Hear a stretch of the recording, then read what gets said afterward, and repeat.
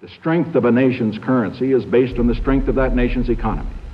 And the American economy is by far the strongest in the world. Accordingly, I have directed the Secretary of the Treasury to take the action necessary to defend the dollar against the speculators. I have directed Secretary Connally to suspend temporarily the convertibility of the dollar into gold or other reserve assets, except in amounts and conditions determined to be in the interest of monetary stability and in the best interest of the United States.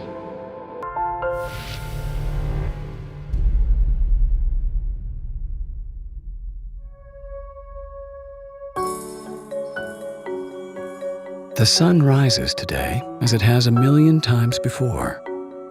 Commuters wake up and travel to their offices to begin the day's work. Farmers tend to their crops. Construction workers build new infrastructure. Today is a day like any other. Or is it?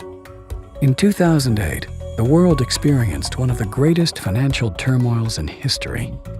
Markets around the world started crashing, and major financial institutions, once thought to be invincible, started showing signs of collapse. Governments responded quickly, issuing massive bailouts and stimulus packages in an effort to keep the world economy afloat. And it worked. The global economy recovered much quicker than most predicted, and soon it was back to business as usual. And yet, something still isn't quite right. A growing sense of unease fills the population. In the world of finance, indeed, in all facets of modern life, cracks have started to appear. There's angst out there, and I think if you talk to people on the street today, they would tell you, I don't know what's causing all this, but this just doesn't feel normal to me. You know, the government's running $1 trillion worth of deficit. Why isn't the economy improving? The government's going to spend almost $3.7 trillion. Why don't I have a job? Why is the unemployment rate at 9%? And I even think that number's understated. A lot of people are feeling unsure about the world today, concerned that something terrible is waiting in the wings. We're told that the global financial crisis of a few years ago has been fixed. But what if the crisis isn't the cause of the angst so many of us feel, but rather the symptom of a much deeper problem?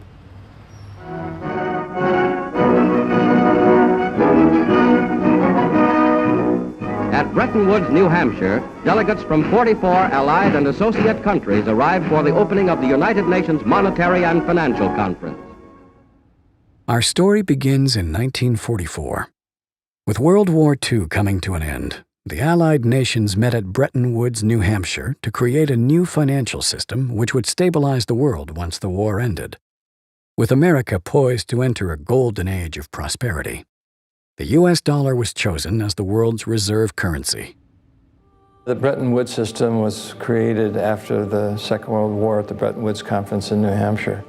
And rather than using gold as the means of exchange between countries, as was the case under the old gold standard, the dollar was going to be used. The dollar was chosen because back then it was as good as gold. Under this new system, countries agreed to fix their currencies to the U.S. dollar, and the U.S. dollar would be tied to gold at a price of $35 per ounce. This meant that countries around the world could trade their currencies for U.S. dollars, which they could then exchange for gold. This created a system where all currencies were essentially backed by gold. To avoid the logistics of shipping physical gold across the world, when countries did exchange their currencies for gold, it was usually stored safely in the U.S. Under the Bretton Woods system, you could exchange your currency or your dollars for gold. Now, it only applied to foreign countries and central banks. And we began to run budget deficits. We were running the Great Society program under Lyndon Johnson, and we were fighting a war in Vietnam. And all of a sudden, we were running these deficits, and countries were changing their dollars, and they said they wanted gold. And it began with the French, and then it started to spread. With all the new spending programs in the United States, other countries became concerned that the U.S. was spending more money than it had gold reserves.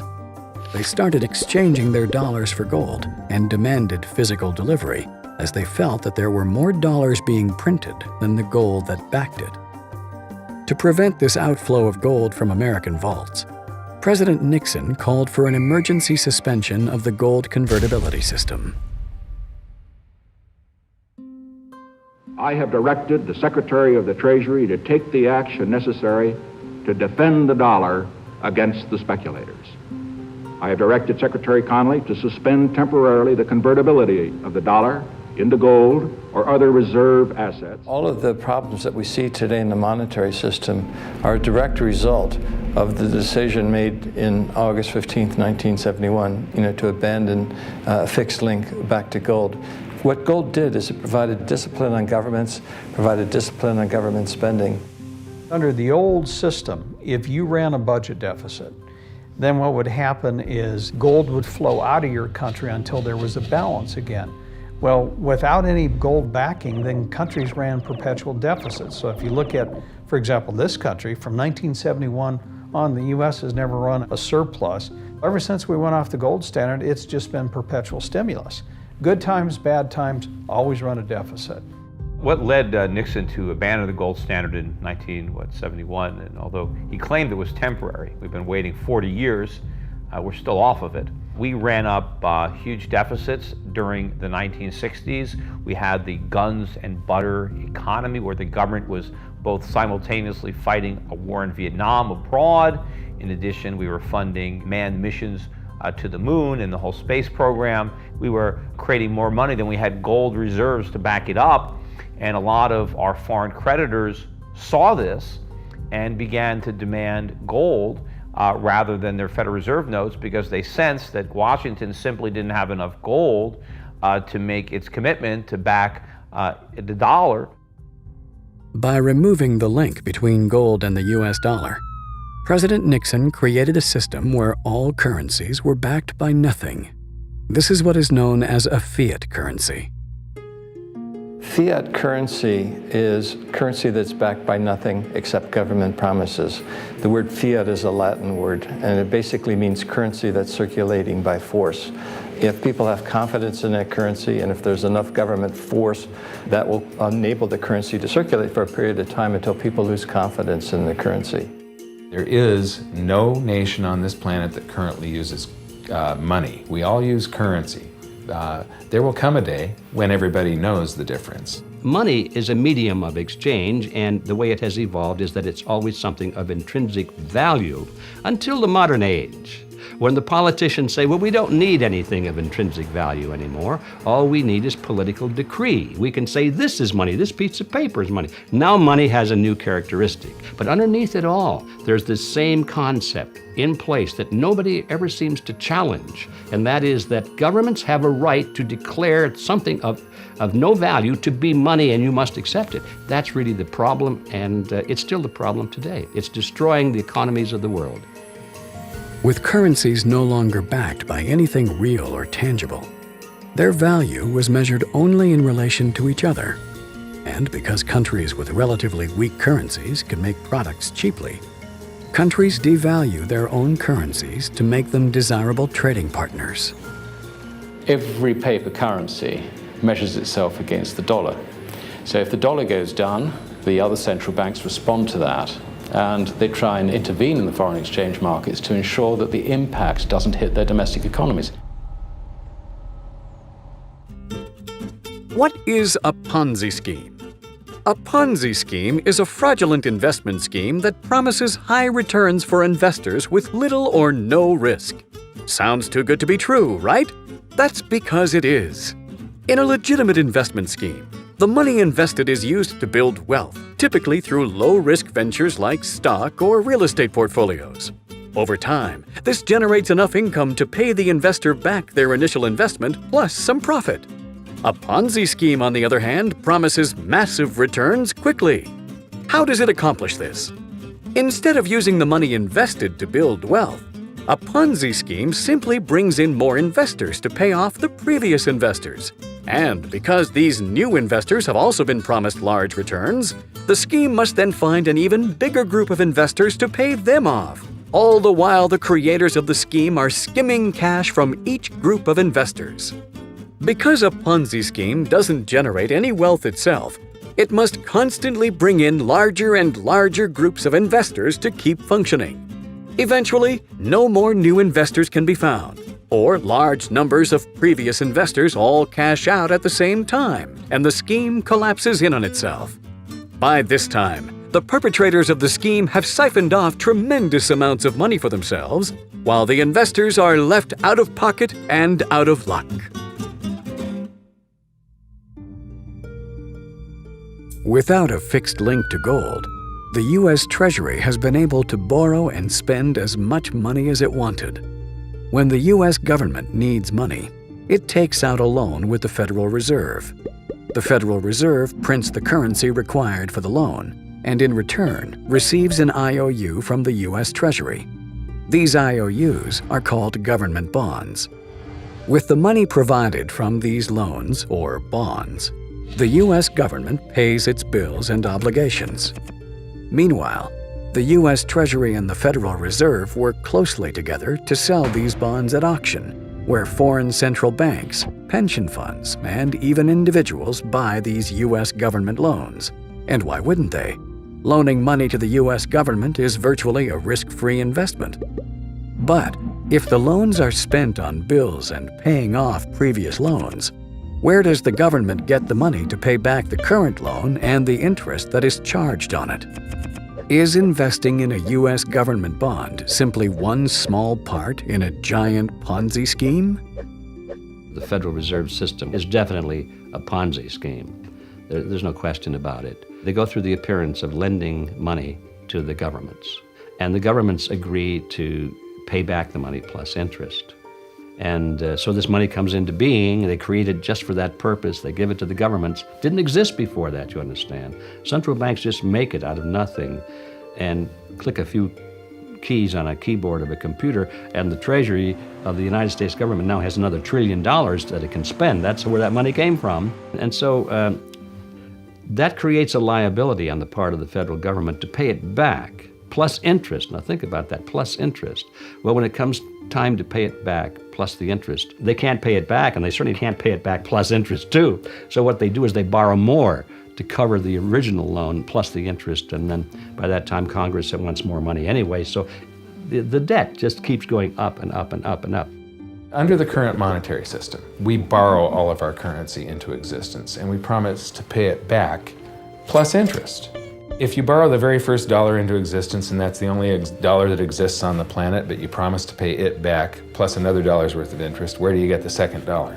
The answer is you have to borrow that. It's a Ponzi scheme because you can never pay it off. It always requires that we go deeper into debt. Since 1971, the United States has been running trade deficits with the rest of the world, meaning we've been buying a lot more products from the rest of the world than they have been buying from us. The Japanese and Koreans sell us cars and electronics. The Middle East sells us oil. And the Chinese sell us seemingly everything on our Walmart shelves. The U.S. pays for these products with U.S. dollars, and everyone is happy. But if countries were to convert these U.S. dollar profits back into their own currencies, their currencies would rise in value, making their economies less desirable to trade with.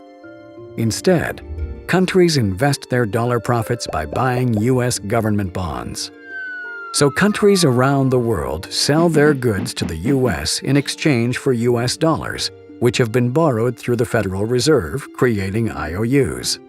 And countries then loan their U.S. dollar profits back to the U.S. by buying more IOUs.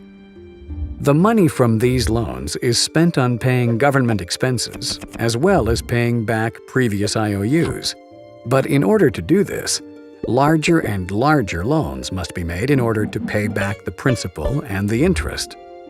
By paying back old loans with new and larger loans, it would appear as if the entire world has been investing their hard-earned money into a Ponzi scheme of epic proportions. In this business of creating money for federal governments and national governments around the world, if they didn't keep creating new money in larger and larger amounts, the whole thing would crash, because that's where the money comes from to pay off the previous loans. It's the new loans. So that's why it's a Ponzi scheme. It's a classic Ponzi scheme. In order for the U.S. economy to function, we have to borrow more and more money from the rest of the world. And the more money they loan us today, the more money they have to loan us in the future. And if they ever stop loaning, the whole thing collapses and we can't pay them back. Every Friday night, Julia's job is to compare the grocery prices of our neighborhood stores for Saturday morning shopping. There are 5 big neighborhood markets within a couple of blocks of our house, and Julia spreads her shopping around, going where the prices are lowest and the quality best. Remember when a chocolate bar cost $0.25? When you could fill your car up for $5 and feed a family of 6 for $35 a week? Whatever happened to those days? Without anything tangible backing currencies, governments could borrow and print as much currency as it wanted. This has gradually led to the value of our currency being eroded. With the creation of all this money, that dilutes the value of all of the dollars that were out there before, so that the purchasing power of the dollar gets crowded down, and we used to be able to buy a gallon of gas for 31 cents. Now it's hitting around $5. The average guy in the street is affected by inflation because of the loss of purchasing power. And as a consequence, his standard of living is declining if he can't keep up with the inflation rate. In many measures of a standard of living, Americans today are actually worse off. You can take my grandparents. My grandmother never worked, despite the fact that my grandfather was a carpenter. And they had 8 children. Could a carpenter, somebody without even a high school diploma, just working in a blue-collar job, support a wife and 8 kids today? Not a chance. With inflation rising faster than incomes, people were forced into more and more drastic measures to maintain their standard of living. With each new day, the work of a family begins again. When we went off gold backing of the dollar, what used to happen prior to that is the husband went to work, the wife stayed at home, raised the family. Because of inflation in the 70s, the wife went to work. So now you had 2 incomes that were necessary to produce and buy the same goods and services. In the 90s, we stopped saving. The savings rate basically got down to 0 because people were spending. They couldn't save in order to buy the same goods and services. Then we got to the last decade. The wife was already working. The savings were down to 0. They borrowed money. And so we've gone from 2 earners getting rid of our savings rate to borrowing money to keep pace with inflation. The average person is now forced to borrow well beyond their means, getting themselves deeply into debt. At first, this was to maintain a nice standard of living, but slowly, it has become necessary just to survive.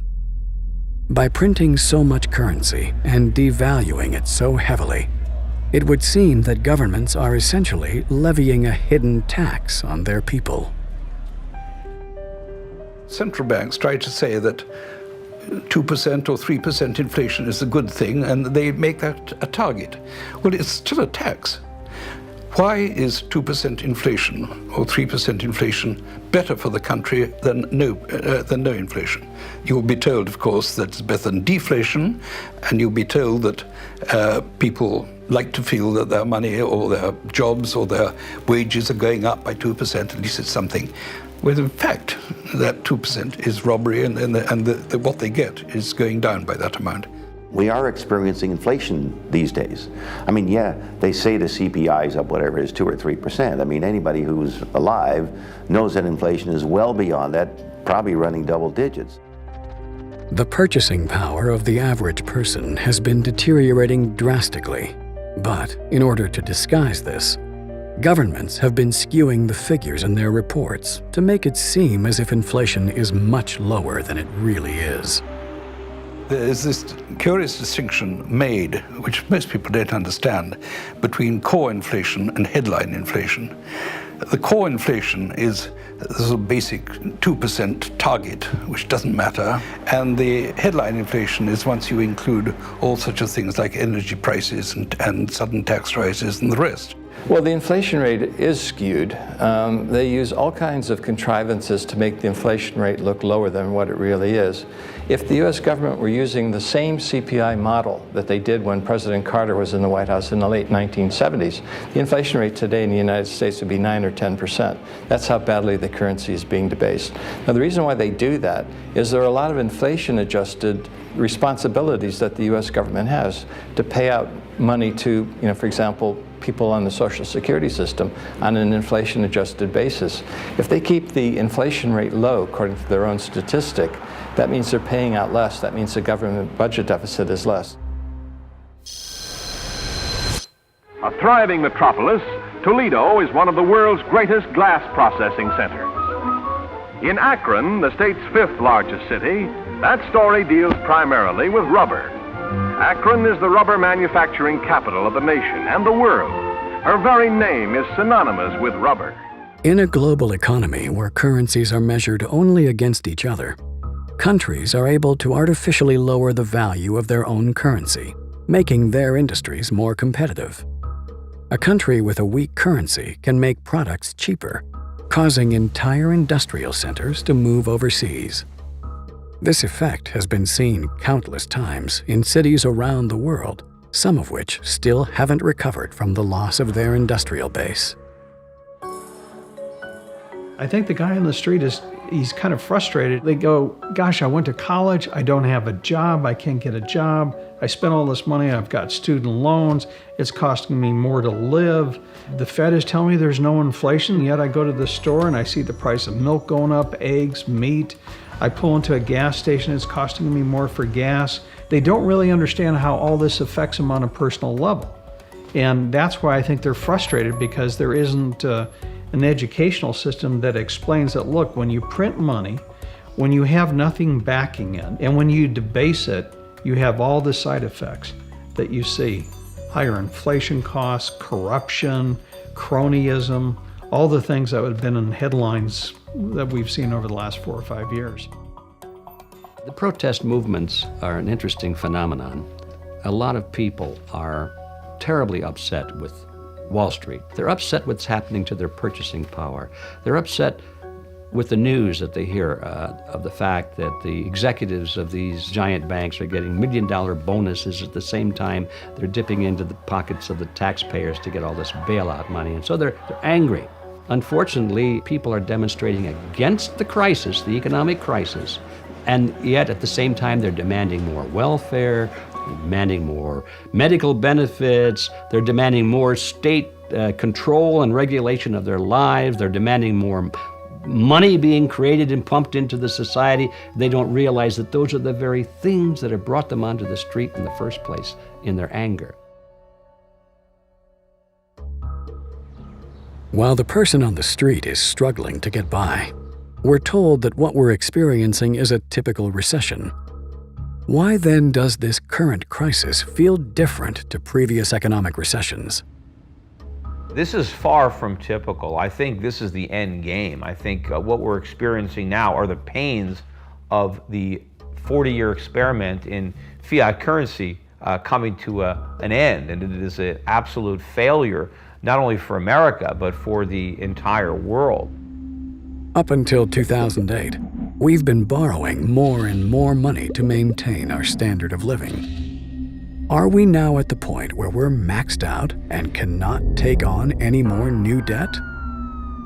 What we're seeing today is deleveraging at all levels of society. I mean, consumers are maxed out. Each succession that we had in the economy, when we went through this boom and bust period, we'd go through a bust, they would reinflate again, the economy would start up again, but we kept piling on levels of debt. And finally, we reached the point where you just can't pile any more debt. Banks are no longer willing to give out credit so freely, and many people are more concerned with paying off existing debt as opposed to taking on new debt. While this is prudent, sensible behavior, it's also a serious threat to the global economy. Having set itself up as a giant Ponzi scheme, the global economy is reliant on more and larger debt being issued to keep itself functioning. If you try to just live within your means and get by with just the amount of dollars that we have today, paying the interest on them collapses the currency supply. And so we continually have to borrow more units of currency into existence every month than we extinguish by paying off debt. The system as it's been presently structured is that they have to continue expanding the money supply, otherwise the system is going to die. Politicians and pundits talk about living within our means and paying down the debt. You can't do that without collapsing the entire economy. It would just vanish into this black hole.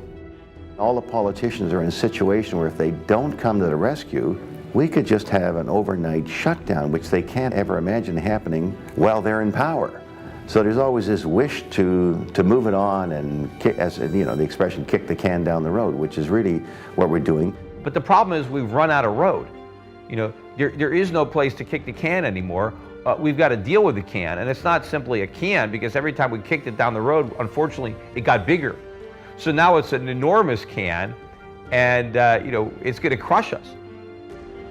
While the financial crisis of 2008 may have been the first death throes of the Ponzi scheme, governments around the world weren't about to sit back and let it fail. So they delayed the inevitable collapse, pushing it down the road by bailing out struggling financial institutions, buying toxic mortgages, and taking on debt on behalf of its citizens. In 2009 and 2010, what happened was the crisis was papered over through bailouts, guarantees, money printing, expansion of the money supply, et cetera. And governments can do that. I mean, don't underestimate the ability of governments to dictate results in the short run. But in the long run, none of the problems were solved. The bad debts are still there. The banks are still insolvent. The banks are not lending. The economy's not growing. So we haven't really solved anything. By buying their way out of these crises, by creating money out of nothing and flooding it into the economy and diluting the purchasing power, they're not really solving the problem. What they're doing is pushing it off a little bit into the future and making it worse. Now, do we keep going down this road? Do we print more money? I mean, the Fed balance sheet went from $800 billion to $3 trillion. Should it now go to $6 trillion? We had an $800 billion stimulus. Should we now have a $2 trillion stimulus? I mean, in theory, you could, but this is where people could lose faith entirely in the currency, and the currency could collapse. The Federal Reserve's money printing exercises may help prop up the economy in the short term, but what are the consequences of money printing on such a large scale? I think you're going to see a very rapid decline in the value of the dollar in a matter of days, whether it's 20%, 30%, 40%. A lot of people have been buying the dollar as a safe haven. You know, when they find out that there's no safety there, in fact, they need a safe haven from the dollar. I mean, right now the dollar is benefiting from the fear trade. Well, what if the fear trade is afraid of the dollar? Aside from causing an enormous amount of inflation, the Federal Reserve's reckless money printing exercises also run the very real risk of creating a worldwide loss of confidence in the US dollar. I think a currency crisis is highly likely, but it'll be very difficult to know exactly what will cause it and when. I think it'll be something unforeseen. It could be a natural disaster, it could be a political shock, it could be just a general loss of confidence. It could be something as simple as a treasury auction that goes bad, there's no buyers, and all of a sudden the interest rate starts to go up. Then the financial players, the big hedge funds, start to react to it, dumping dollars. Then all of a sudden you have foreign central banks that begin dumping dollars, get me out. And when that happens, just like that. At some point, just like all Ponzi schemes, the participants wake up to the con, they don't want to participate anymore, and the whole thing implodes. Now, you know, when private factors, when people who are voluntarily participating, foreigners, foreign central banks, when they stop buying, the one difference is the Federal Reserve can come and supply the demand for the people who are waking up to the Ponzi nature of what we're doing. But of course, when the Fed becomes the only buyer, that's the end game, or be the beginning of the hyperinflation. Hyperinflation is a rapid increase in the inflation rate, so much so that people lose faith in the currency, and you see what is in effect a flight from the currency. Defeated Germany has a runaway inflation. In Germany, the mark becomes so worthless, it is used to paper walls or to light stoves. What happens is the government spends so much money, forcing it to borrow. It gets to the stage where it's borrowing more money than the market is willing to lend to it. The central bank then steps in and turns that government debt into currency. The great question is, and I don't know the answer, is at what level of inflation, 5%, 10%, 15%, 20%, do you start to panic?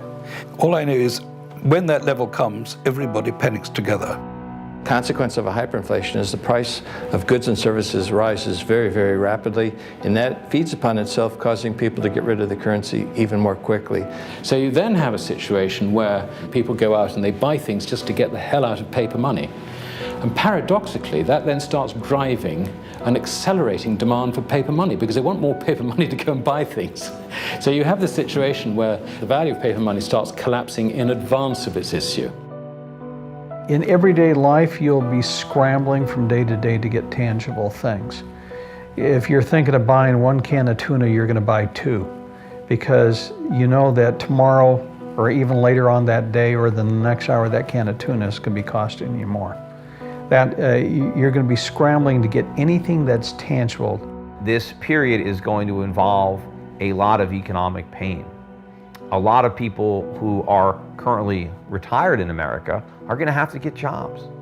Their retirement is gone. It's been bankrupted because they put their faith in a Bernie Madoff type national Ponzi scheme.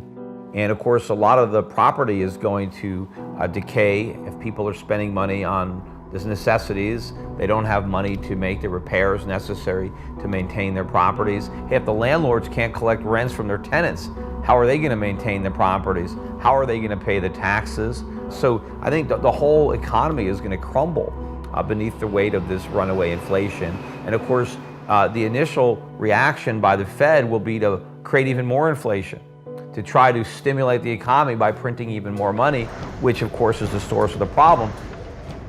On the surface, it would appear that this is a problem facing the United States alone. But with so many countries holding their savings in U.S. government bonds, a loss of confidence in the U.S. dollar could trigger a global crisis which would affect every nation on Earth.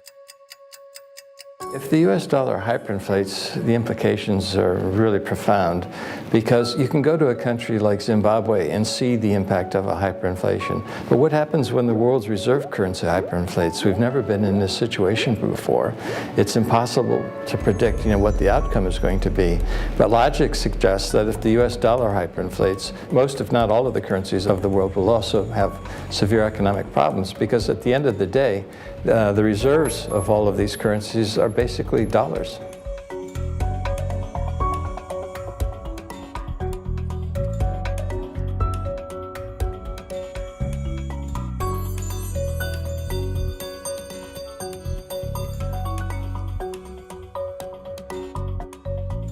There have been dozens and dozens of currency collapses since the end of the Second World War, and they all result from the same thing, bad policies, bad management.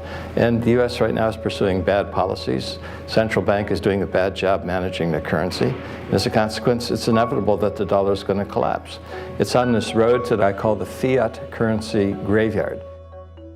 The markets, the private sector, however you like to decide it, people, they suddenly sort of move in a herd instinct, they suddenly sort of understand things. And this can happen overnight. I mean, it really can. So the timing of this is, I think, very difficult, if anything impossible for us to say. But I would point out that there is the danger that, I use a metaphor, one morning we will wake up and find that we are in a very different world. It may not be one morning, it may be a week, a month, I don't know. But when it happens, I think it'll happen quite quickly, and we won't really be able to predict when. Hyperinflation may be one of several scenarios facing the world today. But history has shown us that whenever a nation tried to run its economy using an artificial fiat system, the end result is always the same: disaster. There is a proven 100% failure rate. There is no exception to this. Fiat currencies always fail. And then 40 years ago, we tried this grand experiment where all the world's currencies became fiat at the same time, when we ended the Bretton Woods system. The world is going to have to extricate itself from this monetary system based on the dollar, because if you want to back your currency, you have to back it with something. You can't back it with nothing. I always think of that old Superman movie where the first one where Lois Lane, she falls off the top of the building and Superman catches her. And he says, "I got you, don't worry, I got you." And she says, "Well, you got me, who's got you?" Well, that's the dollar. Who's got the dollar? It's not Superman. The dollar can't fly on its own. The dollar used to be backed by gold. It was gold that had the dollar. It's like everybody has tethered their ships to the Titanic of currencies. And so we're all going to go down. If there is a loss of confidence in the US dollar, and I think there will be in this decade, it's happened before, it'll just be history repeating, then we'll probably have to go back to something that will instill confidence. And what instills confidence is gold. The only real solution is to go back to a real sound currency, real money with something behind it. It doesn't have to be gold or silver, but historically that has always been what societies have chosen through trial and error. They've tried this, they've tried that. They always wind up with gold or silver. I think that probably is a clue that it's not a bad way to go. With all the uncertainty facing the world today, a return to a gold-backed economy would seem logical. So how come there isn't so much as a discussion about such a return? The answer is as simple as it is alarming. The people at the top, the ones who have been benefiting from the current Ponzi system, don't want the ride to end. Many now believe the price of gold and silver have been artificially suppressed to make it seem less desirable as a unit of global exchange. What governments try to do is to maintain a low gold price, because by doing that, it makes the dollar look worthy of being the world's reserve currency, when in fact we know the dollar is not worthy of that esteemed position because it's being so badly mismanaged by the United States. Groups like the Gold Anti-Trust Action Committee, or GATA, have been tracking what they believe is the deliberate suppression of gold and silver prices through a variety of dubious means. In 12 years, we've amassed nothing but evidence that supports the manipulation of the gold price. But it'd be like talking about a murder trial when the jury would say guilty beyond a reasonable doubt, but you're going to have to present each point of evidence and how it all fits together. There are numerous methods that they use to suppress the price of gold. Some are harder to prove than others. But some of them are fully reported, and that's central bank sales. Between 1999 and 2002, the Bank of England foolishly sold a massive amount of Britain's gold reserves at an average price of $275 an ounce. The proceeds were spent buying euros and US dollars. The governments of Canada, France, and Switzerland, among others, were also sellers of their gold around this time. We know that the central banks used to sell 400 tons every year. Well, why were they selling 400 tons? Obviously, it was the dumbest decision anyone could have made in the decade. By far the dumbest. But they did it every year, sell 400, sell 400. I mean, now, gold goes from 300 to 1,600, almost 1,700. Why were you selling the gold? Because they were trying to keep the price down. So it was a coordinated thing to keep everyone focused on believing in currencies. Alan Greenspan, in testimony to Congress, admitted that they were manipulating the price of gold when he said, "The world's central banks stand ready to lease gold in increasing quantities," meaning they were already doing it, "should the price of gold rise," meaning the target was to suppress the price of gold. So they were already doing it, and their target was to suppress the price of gold. He admitted it in testimony to Congress. Although central banks are able to sell off their country's gold holdings legally, they may have also been suppressing the price of gold using some other rather questionable means. Some investigators believe that Western central banks have been loaning their country's gold to bullion banks. A bullion bank is an institution that sells gold with the intention of buying it back sometime in the future at a cheaper price. With the proceeds of this sale, these banks have been known to buy U.S. government bonds. While this isn't a problem in itself, central banks report the gold they have and the gold they've loaned to these bullion banks as one item. So while a central bank may claim it has a certain amount of gold in reserves, much of that gold may be on loan to a bullion bank, which may have sold the gold in exchange for government bonds. One means of intervention in the gold market is the lending of gold to so-called bullion banks, and they sell it in the market. This suppresses the price as if the central banks would sell it directly, but this lending does not appear in the book of the central banks. The U.S. Treasury a few years ago changed the way they account for gold, and they're accounting for some of their receivables and their inventory as one line item. So they're accounting for what they actually have and what people owe them as the same thing. And that is basically illegal accounting. It's fraudulent.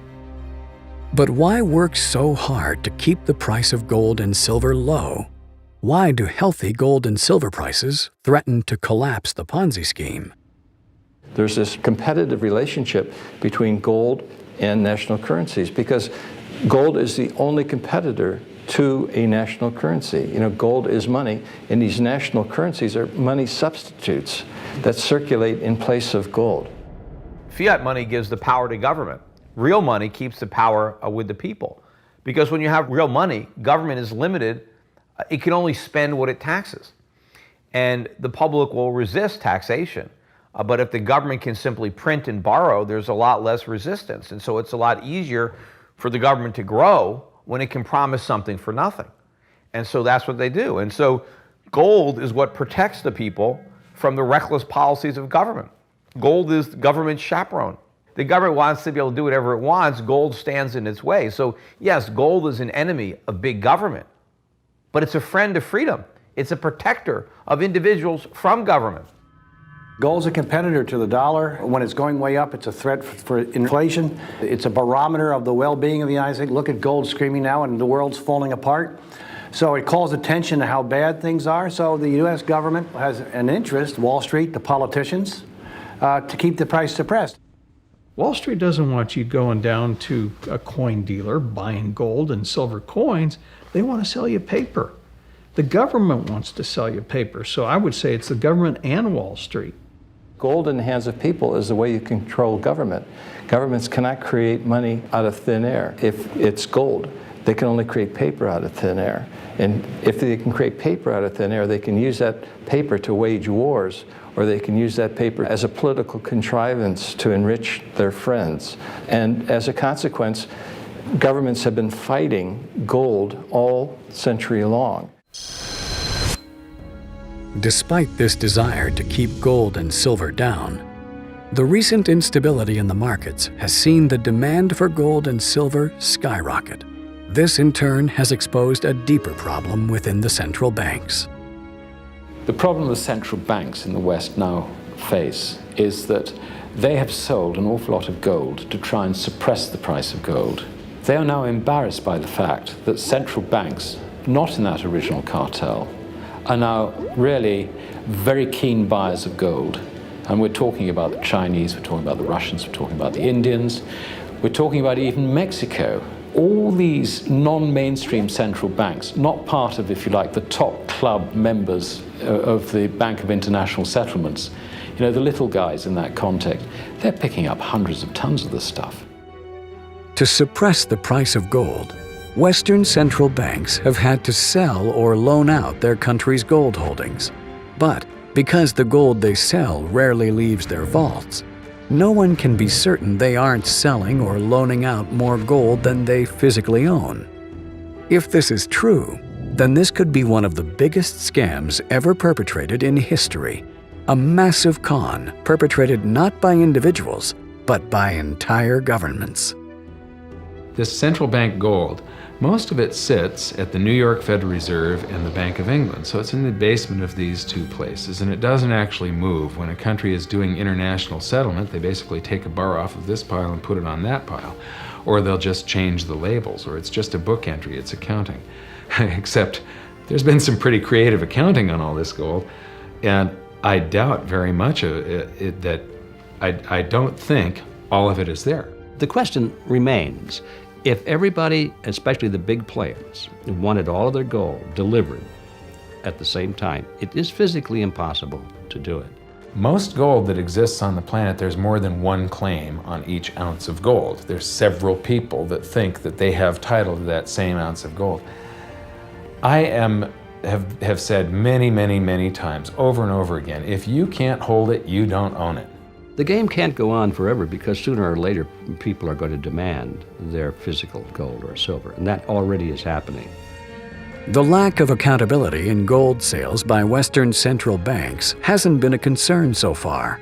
But as more and more buyers of gold have started to demand physical delivery, central banks that have oversold or loaned out their country's gold will find themselves caught in a major scandal.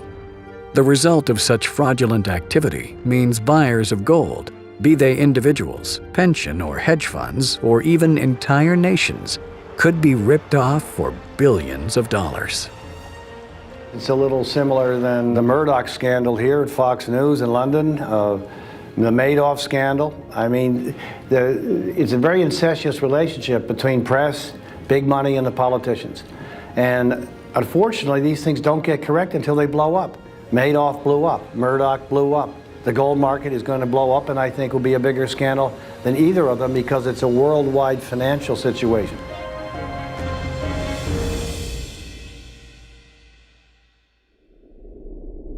The only trick that the politicians in power today know, and the central bankers, the only trick they know is to create more money out of nothing, to inflate the currency. They have no other trick. So as long as we keep looking to them to be our leaders and solve the problem, how can we expect anything else? That's the only trick they know. Because the only other trick there is to stop inflating and to go back to a sound currency. And that would say, they say, oh no, we can't do that. And the reason they can't do that is because it would put them all out of business. They wouldn't be able to continue the Ponzi scheme. Even with cracks forming in the current financial system, the only solutions offered by governments are in fact just more steps down the road to disaster. But while a single person may not be able to save the world, there is still something you can do to protect your family and yourself. You cannot turn to a Ponzi schemer and ask him to run a real business because he doesn't know how. So you can't turn to all of these Ponzi schemers in government who are inflating the currency and say, well, let's solve the crisis in some other way, because they don't know how. So the solution is to quit depending on the same people with the same mentality to solve our problems. If governments won't go back on a gold standard, individuals can go back on the gold standard all by themselves. Politicians can create fiat money at will. That's why it's fiat. So why would you want to put your faith in that? Put your trust in politicians and bureaucrats and central bankers when you could just have something real that has intrinsic value, that is scarce, and that is going to remain scarce. Would you rather have gold or a fiat currency?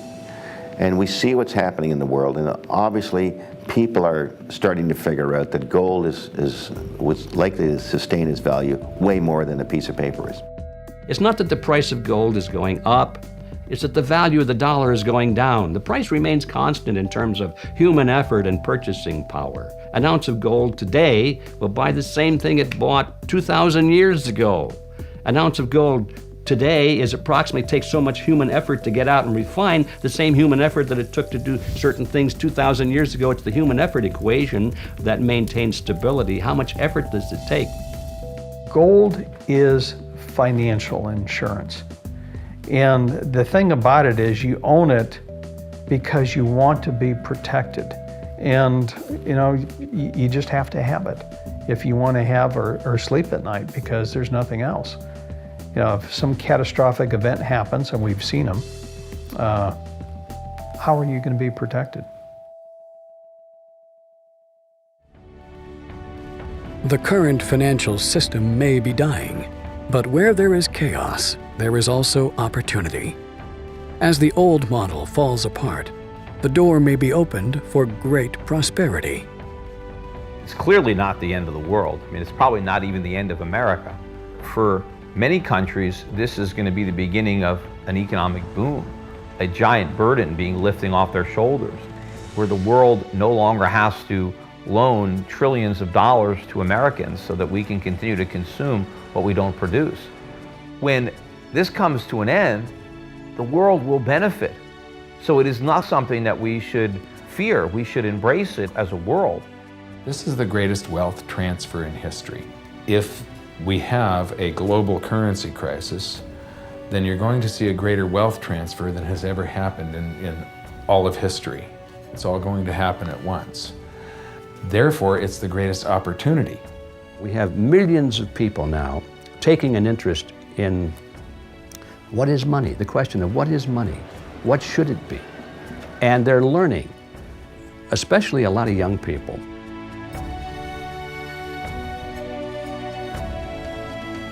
The sun will rise tomorrow, as it has a million times before. Commuters will wake up and travel to their offices to begin the day's work. Farmers will tend to their crops, and construction workers will build new infrastructure. But will the world they live in still be the same? In 2008, the world was given a wake-up call. The biggest financial crash in human history was delayed by the same poor decisions that brought it about in the first place. What that massive bailout bought us was not a solution, but merely time. Time for the people responsible to wring the last few dollars out of a dying system. But also, for those able to see the cliff edge approaching, time to protect themselves and their families from the imminent plunge. And in the end, that time may prove to be the most valuable commodity of all. There are these brief moments in history where the safe haven asset for the last 5,000 years simultaneously becomes the asset class that has the greatest single potential gains in purchasing power. We're in one of these cycles right now where money is the best investment. Get out of currency, buy money, and you're probably going to be able to buy a whole lot more stuff later. But the best thing that people can do of all is really to take on their own responsibility for getting financially educated. This is the most important thing. Don't let the banks and the brokerage houses and other people guide all of your decisions. Find out what's going on for yourself. Empower yourself.